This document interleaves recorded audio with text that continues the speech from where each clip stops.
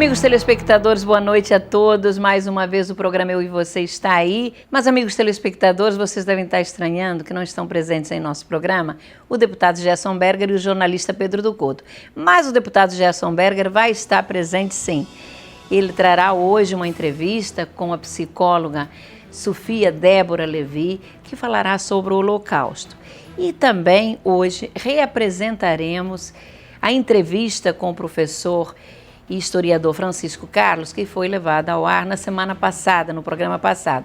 Foram tantas as pessoas que nos telefonaram, que nos mandaram e-mails, enfim, que entraram em contato com o programa, que nós resolvemos reapresentar esta entrevista. E agora na íntegra. Então, o nosso programa de hoje será especialmente a entrevista com Francisco Carlos, o historiador, e também com a psicóloga Sofia Débora Levi, que vai falar sobre o Holocausto. Eu acho fundamental que o assunto seja abordado, até porque esta semana foi lembrado o dia em homenagem às vítimas do Holocausto, instituído pela ONU, dia 27 de janeiro, e que coincide com o dia em que foi libertado o campo de concentração de Auschwitz.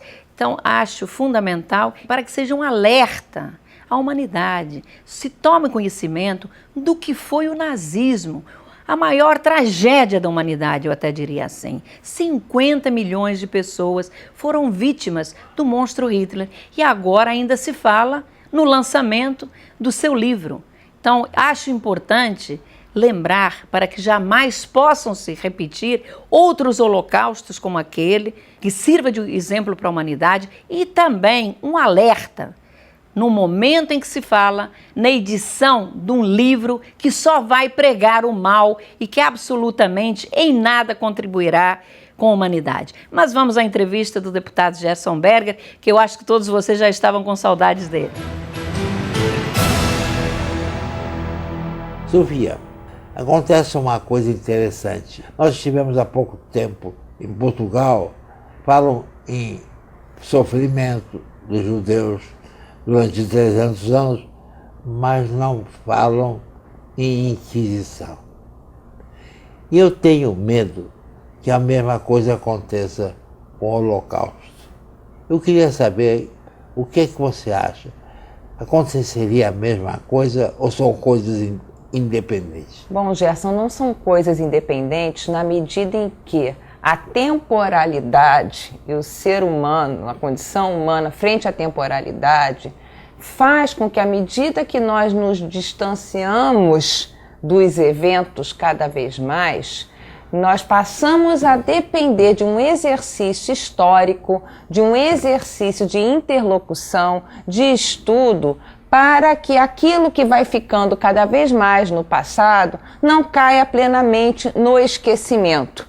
Claro está que a Inquisição, tendo decorrido já séculos para os dias atuais, fica como um registro de história formal, de história oficial, ensinada, inclusive nas escolas, para os alunos de uma maneira geral. No entanto, o Holocausto, tendo acontecido há menos tempo, nós ainda podemos contar não só com os testemunhos vivos, mas com uma transmissão oral mais próxima dessa vivência, principalmente na comunidade judaica, onde nós temos gerações de filhos e netos que convivem com esse tema, muitas vezes em suas casas. Então existe uma possibilidade de resgate de memória e de história com mais facilidade do que um evento passado como a Inquisição. Conforme o tempo vai passando, nós precisamos incrementar essa prática, que é uma prática judaica da história oral, da oralidade, não só do ensino formal do Holocausto nas escolas, tá?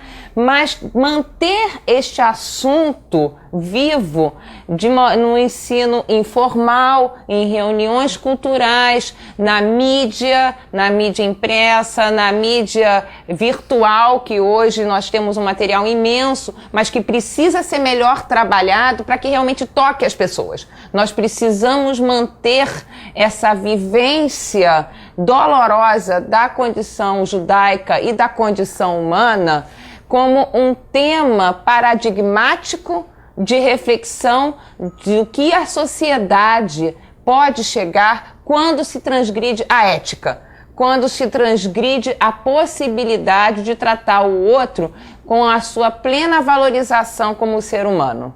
Como é que você explica, diante desse horror que foi o Holocausto, o silêncio da humanidade que não reagiu, que calou, que ficou em silêncio total e deixou que isso acontecesse, essa tragédia, a pior tragédia da história da humanidade?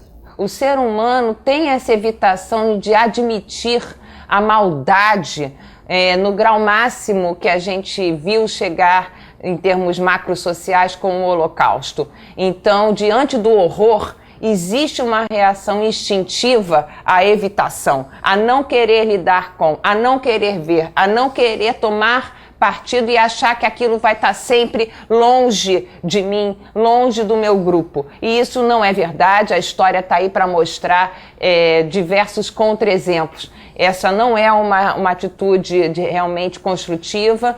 E, Gerson, eu acho que a gente não pode ficar somente na análise psicológica. Existe um contexto político, existe um contexto econômico por trás disso tudo, na época e mesmo depois. Hoje em dia, com a maneira que a mídia maior lida com a questão do Holocausto, nos coloca a pensar que política internacional é essa, hoje em dia e à época, que favorece a isenção, que favorece a ausência de tomada de posição, de dizer claramente não à violência, não ao Holocausto. Mas, no entanto, a diretora desse programa apresentou um projeto e foi aprovado pela prefeitura para que fosse dado aulas de história sobre o Holocausto às crianças, para que elas aprendessem que isso não poderia ser repetido. Fico muito feliz.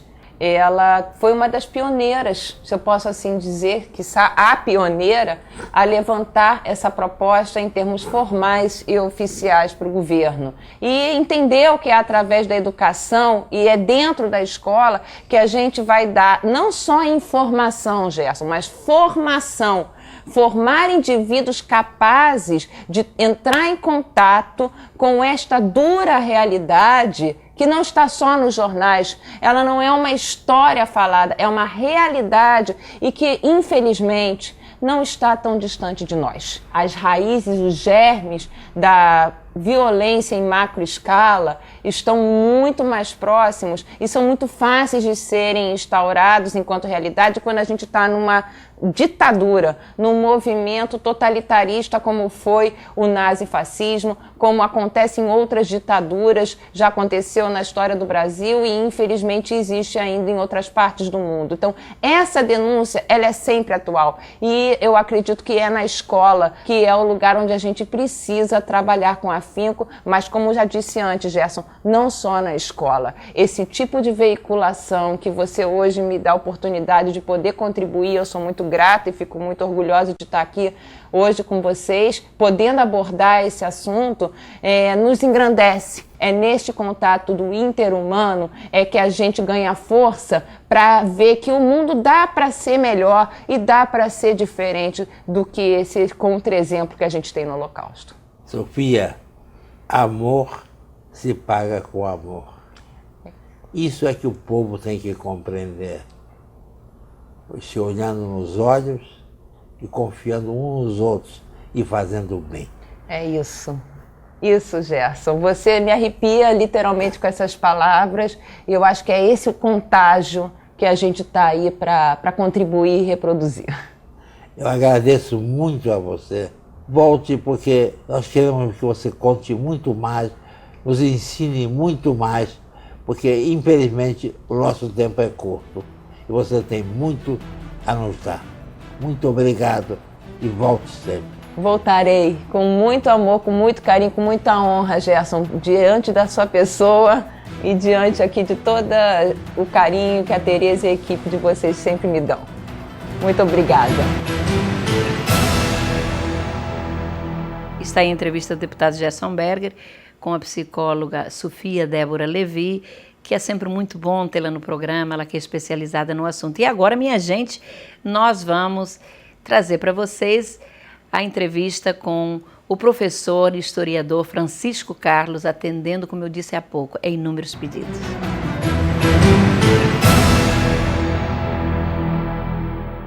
Bom, minha gente, mas hoje nós temos a satisfação de ter em nosso programa a presença do grande historiador, professor Francisco Carlos. E o assunto de hoje é um assunto que eu diria até polêmico, mas que na minha avaliação eu diria até deprimente, professor. O professor Francisco Carlos, que é um profundo conhecedor de assuntos internacionais e de um tema que nos toca muito, que é a questão do Holocausto, os males que o nazismo trouxe à humanidade.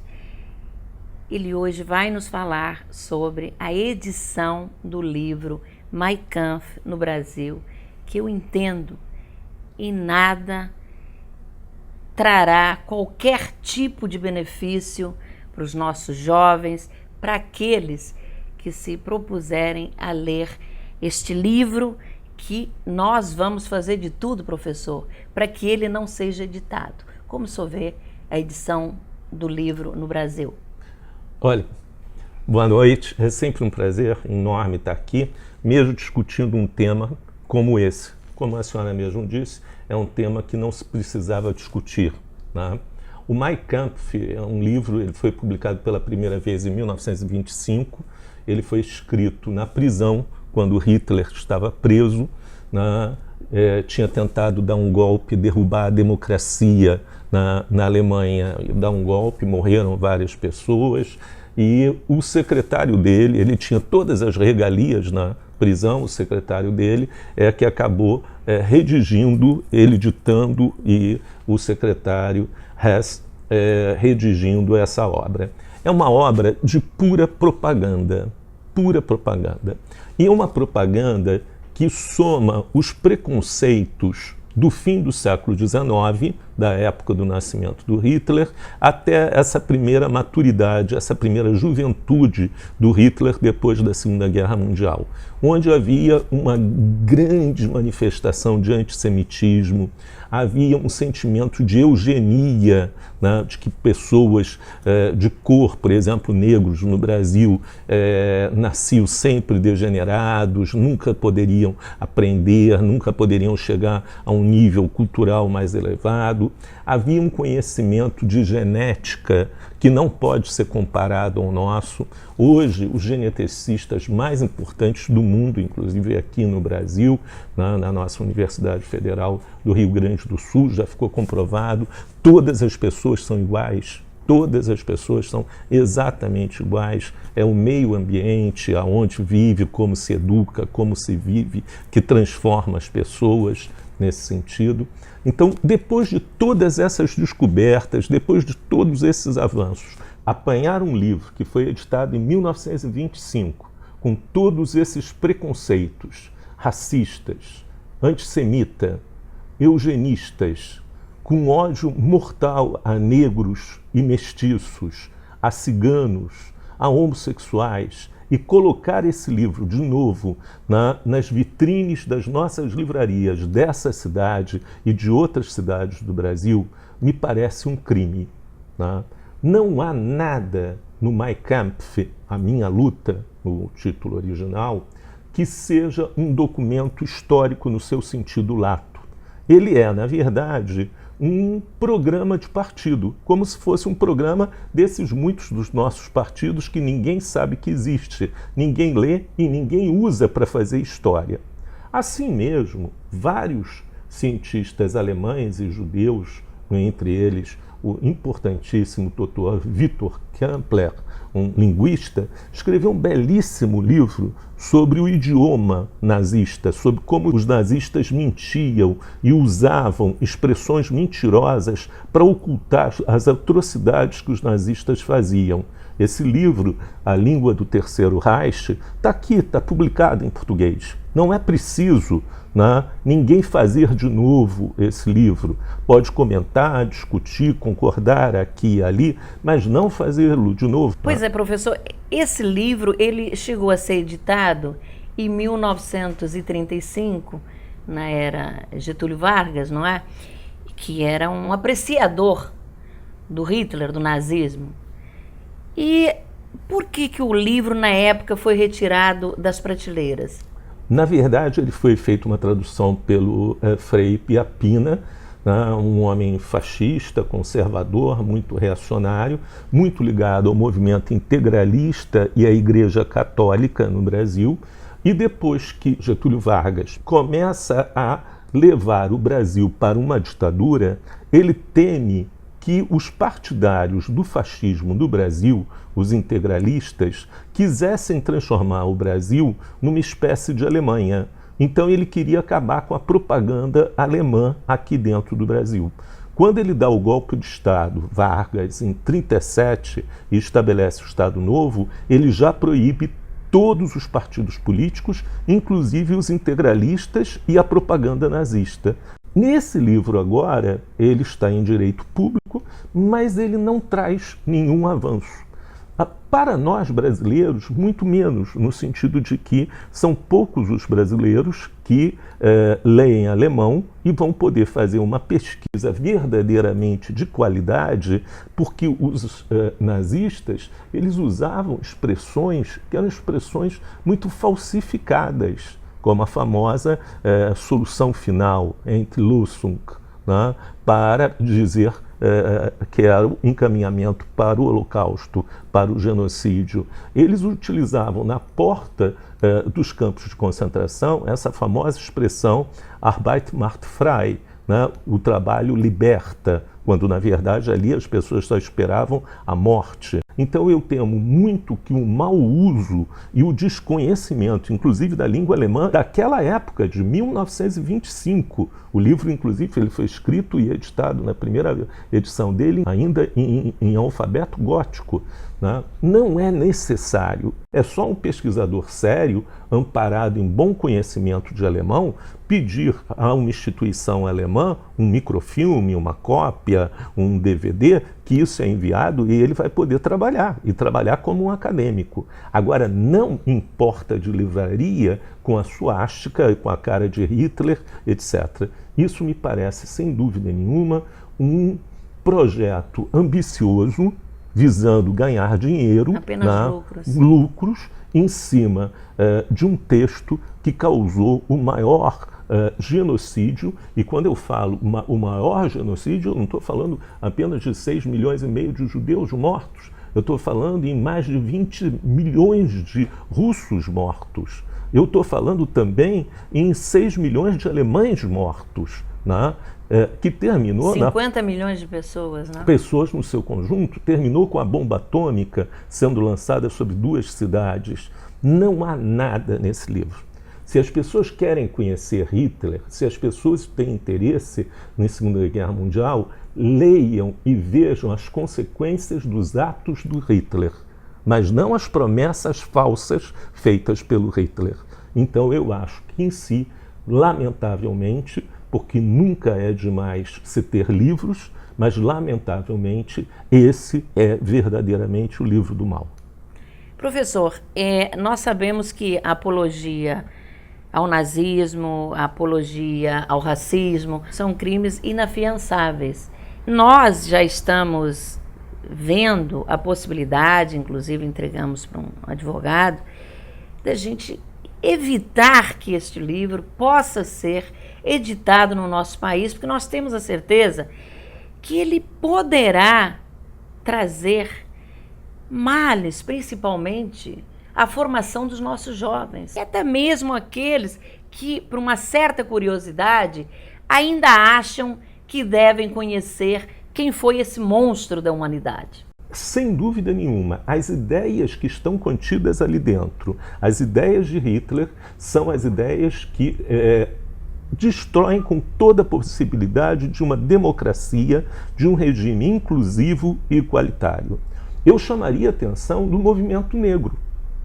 O movimento negro tem que se associar a essa luta, porque entre os povos que são considerados inferiores e prontos para o extermínio estão os negros. Né? Um dos primeiros grupos exterminados na Alemanha foram chamados os negros do Reno, que eram os filhos dos soldados franceses coloniais negros com prostitutas alemãs. Esses 1000 e poucos meninos foram todos exterminados, né, por Hitler.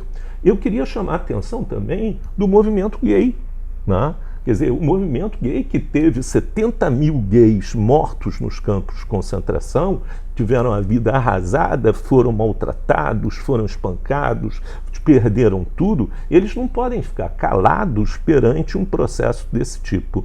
Nossos amigos, né, testemunhas de Jeová, que foram massacrados, eles foram decapitados, porque eles eram alemães, não eram colocados em câmaras de gás, eles foram decapitados, né, simplesmente por não fazer a saudação Heil Hitler. Né? Vou até manter a mão baixa para que não pareça isso, porque na verdade os testemunhas de Jeová, eles acreditam que só quem salva é Deus. Então não se pode falar salve Hitler. Heil, em alemão, é salve. Né? Os ciganos que foram chacinados, né, também a partir dos ensinamentos do Mein Kampf. Todas essas até deficientes físicos, muito bem lembrados, a Operação Tiergarten 4, foi uma operação que levou à morte de centenas de milhares de deficientes físicos. Esse livro, ele propõe exatamente esse tipo de coisa e considera que só o alemão, que é o ariano, superior do licocéfalo, de olho azul, louro, etc., é o senhor do mundo. Nós não precisamos desse livro. Já temos que combater o preconceito, a discriminação a todo momento aí no nosso país. Para que um manual do mal? Porque é um manual do mal. Exatamente. E particularmente no momento em que o país está passando por um momento tão ruim, né? Um momento muito tenso, em que é quase impossível discutir política, as pessoas se ofendem. Então, nesse momento que o Brasil está nessa situação, nós vamos publicar o livro que causou o maior dano na história. Né? Eu acho realmente que é o momento de dizer não ao Mein Kampf. Agora, professor, tem duas editoras, me parece que até o presente momento, que já anunciaram que vão editar o livro. Uma delas, o livro teria, parece que 1000 páginas, seria um livro comentado, e o outro seria o original. Que diferença o senhor vê nas duas edições? A edição simples, original, ainda é dependente do padre Piapina e mantém todas as características fascistas originais de Hitler. A edição comentada, feita por 2 bons professores, né, e que acredito que são, na melhor das hipóteses, explicam o que ele diz em cada momento. Mas em ambos os casos, né, essas edições vão servir exatamente para reforçar as ideias fascistas. Muitas vezes a explicação de que isso não foi verdade ou que aquilo não é verdade vai ser considerada absolutamente desnecessária e vai ficar parecendo, vou até usar perdão dos meus alunos, com muitos dos meus alunos na universidade que não leem o pé de página, né? Quantas pessoas leem pé de página nos livros? Então, será que adiantará fazer realmente essa edição comentada ou será que é apenas um grande empreendimento comercial? Se tem um livro acadêmico que vai ter 1000 páginas e vai ter um preço muito elevado e vai ter um livro muito pequeno, né, de baixo preço, as pessoas vão comprar o livro de baixo preço. De baixo preço. Claro. O que vai acabar vigindo vai ser a versão fascista do livro fascista. Professor, nós vemos no mundo hoje, inclusive no nosso país, a direita crescendo muito. Como o senhor vê o papel deste livro na situação atual do mundo? Vejo de uma forma muito negativa, inclusive uma certa confusão, como se os judeus fossem responsáveis por um segundo genocídio ou coisa parecida, e querer justificar o Holocausto pela atual situação que existe no Oriente Médio e existe no Estado de Israel. Isso é uma grande tolice, porque, na verdade, não tem nenhuma instituição mais genocidária hoje do que o Daesh, né, ou o Califado Islâmico. Mas se nós apanharmos aqui na internet, numa pesquisa simples, fácil de fazer, a quarta entrada para o livro Mein Kampf, que está perfeito em português, pertence a uma instituição chamada Rádio Islã. Né? O Islã é uma religião séria, né, de pessoas bastante moderadas, que convivem, sempre conviveram durante séculos com judeus e com cristãos, e que não precisam de maneira alguma estar em luta constante com eles. Qualquer um pode ter se apoderado desse nome Rádio Islã para publicar o Mein Kampf. Mas isso mostra bem como se quer juntar ódios antigos com ódios novos, e como isso pode ainda tornar mais perigosa a situação política mundial. Obrigada, professor. Realmente é soma de ódio mais ódio. É verdade. Onde nós vamos chegar. Foi um prazer muito grande tê-lo em nosso programa. Espero que o senhor possa vir muitas vezes. Sabemos o quanto o senhor é ocupado, o esforço que deve ter feito para estar conosco aqui, e é uma alegria sempre. Espero poder contar com a sua presença em outras oportunidades para esclarecer os nossos telespectadores, o senhor que tem um conhecimento tão profundo nesses assuntos, e agora aí com a edição, com a possível edição do livro Mein Kampf, que nós, como disse no início do programa, de tudo faremos para que ele não seja editado. Perfeito. Obrigado pela oportunidade. Obrigada.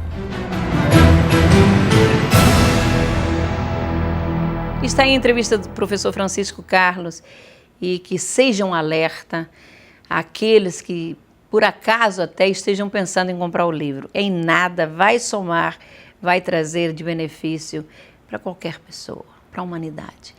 Mas agora eu gostaria de lembrar a vocês ainda que, se vocês quiserem assistir a entrevista do professor Francisco Carlos, bastará acessar o nosso site www.teresaberger.com. Obrigada, amigos telespectadores, por terem ficado conosco até esta hora da noite. Um excelente descanso. Esperamos contar novamente com a audiência de vocês no próximo sábado, às 11h30, aqui na CNT. Até lá!